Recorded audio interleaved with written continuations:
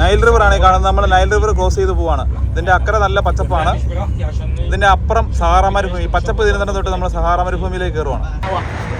നമ്മളിപ്പോൾ ഇവിടെ ഉള്ളത് യേശു കുഞ്ഞിനെയായിട്ട് ഹെരോദ രാജാവിൽ പേടിച്ച് നമ്മുടെ യോസഫും മരിയയും ഇവിടെ ഒളിച്ചു പാർത്ത ഒരു സ്ഥലമാണ്. അപ്പോൾ നമുക്കിവിടെ നിന്ന് കയറി കണ്ടു നോക്കാം.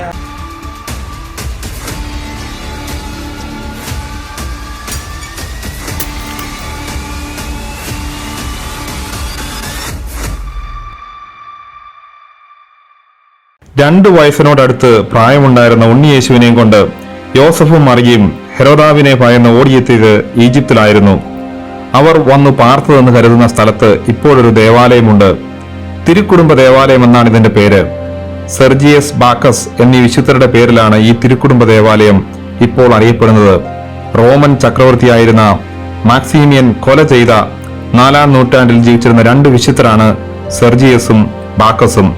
കോപ്റ്റിക് കെയ്റോ എന്നറിയപ്പെടുന്ന സ്ഥലത്ത് ഒരു നെടുങ്കൻ കോട്ടയുണ്ട്. യോസഫ് ഈ കോട്ടയുടെ നിർമ്മാണ പ്രവർത്തനങ്ങളിൽ ഏർപ്പെട്ടിരുന്നു എന്നും കരുതപ്പെടുന്നുണ്ട്. ഇപ്പോൾ തിരുക്കുടുംബ ദേവാലയം നിൽക്കുന്ന സ്ഥലത്തായിരുന്നു അത്രേ അന്ന് യോസഫ് പാർത്തിരുന്നത്. നൈൽ നദി കുലം കുത്തി ഒഴുകുമ്പോൾ ഈ ദേവാലയത്തിന്റെ അൾത്താരയിൽ വരെ വെള്ളം കയറുമായിരുന്നു അത്രേ. യേശുവിന്റെ പിൻഗാമികൾ ഒരുവനും സുവിശേഷ രചയിതാവുമായ മാർക്കോസ് അലക്സാണ്ട്രിയയിൽ എത്തിയതോടെയാണ് ഈജിപ്തിൽ ക്രൈസ്തവ സമൂഹം വികസിക്കുന്നത്. ഈ എപ്പിസോഡുകൾ തുടരുന്നതാണ്. ഞങ്ങള് യേശുവിനെ ആയിട്ട് യോസഫ് മറിയയും വന്ന് ഒളിച്ചു പറഞ്ഞ സ്ഥലം.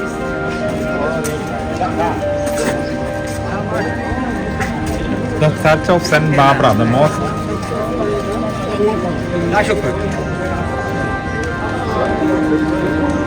The Church of St. George. അതെ, ഹെരോദ രാജാവിനെ പേടിച്ച് യേശു യോസഫും എല്ലാവരും ഒളിച്ചു പറഞ്ഞ സ്ഥലം. Church of St. George.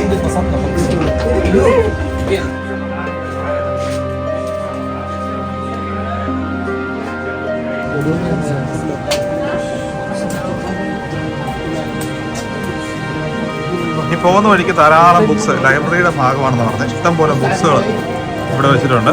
ഇവിടെ ഫ്രിഡ്ജിലൊട്ടിക്കുന്ന മാഗ്നറ്റ് അങ്ങനെയുള്ള സാധനങ്ങളൊക്കെ. ഈ പോകുന്ന സ്ഥലത്ത് ഇച്ചിരി പോക്കറ്റടി ഉണ്ടെന്ന് പറഞ്ഞിട്ടുണ്ട്. വളരെയധികം സൂക്ഷിക്കണം. ഈ പറഞ്ഞുകൊണ്ടിരിക്കുന്നതിൻ്റെ ഇടയ്ക്ക് എനിക്ക് ഇതുവരെ ഒരു കുഴപ്പമില്ല.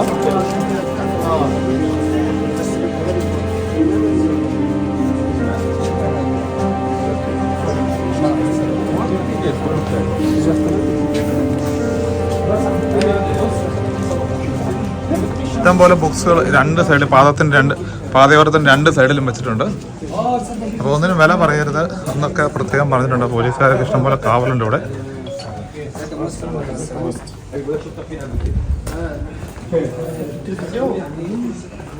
ഇവിടെ നല്ലൊരു ആർട്ട് ഇവിടെ വരച്ചു വെച്ചിട്ടുണ്ട്. നല്ലൊരു സ്കൾപ്ചർ. അബു സേബ്ര.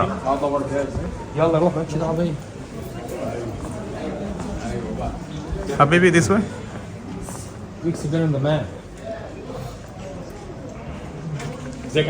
Sinai.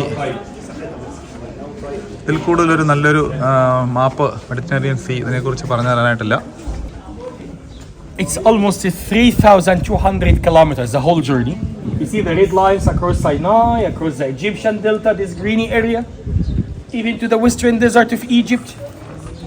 This is the area, Babylon, here. Then to Middle Egypt, about 450 kilometers far from here to the south. Then on the way back, they sailed into the Nile for almost 450 kilometers. And they did the same trip like tomorrow, across the eastern desert of Egypt, then across Sinai and to Bethlehem. കുഞ്ഞുമായിട്ട് യാത്ര ചെയ്ത് മിസ്രൈമിൽ പോയി ഒളിച്ചു പാർത്തു. Okay, ആ സ്ഥലത്താണ് നമ്മൾ നിൽക്കുന്നത്. അവർ താമസിച്ച 3 മാസം താമസിച്ച ആ കേവും അവർ ഉപയോഗിച്ച കിണറുമെല്ലാം നമ്മൾ കാണുന്ന പള്ളിക്കകത്താണ്.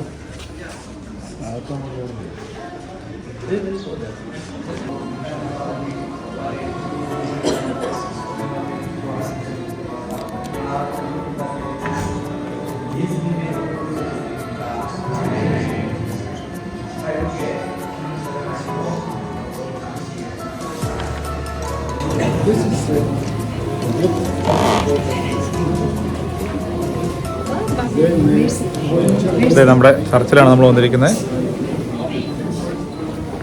ഒരു ഗുഹയൊക്കെ കാണാം.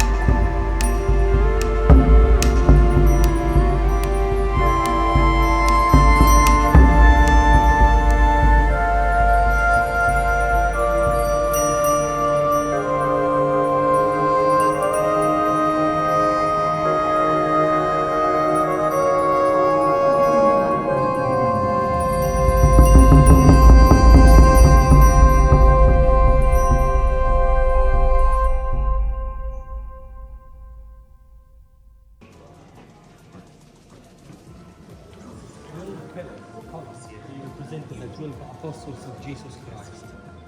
That is Judas over there, the dark one. Judas behind the pulpit. You see it?